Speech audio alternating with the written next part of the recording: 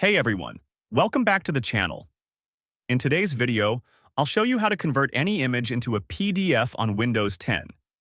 So, let's get started. First, locate the image file you want to convert on your computer. It can be a JPG, PNG, or any other image format. Now, right-click on the image and select Open With, then choose Photos. Once the image opens, press Ctrl+P on your keyboard, or click the print icon. In the printer options, select Microsoft Print to PDF, then click Print. Choose the location where you want to save the PDF, give it a name, and click Save. And that's it. Your image has been successfully converted into a PDF file.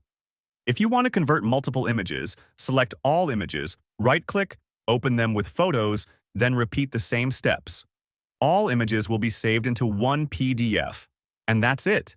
If you found this video helpful, don't forget to like, subscribe, and hit the bell icon for more practical Windows tips. Thanks for watching, and see you in the next video.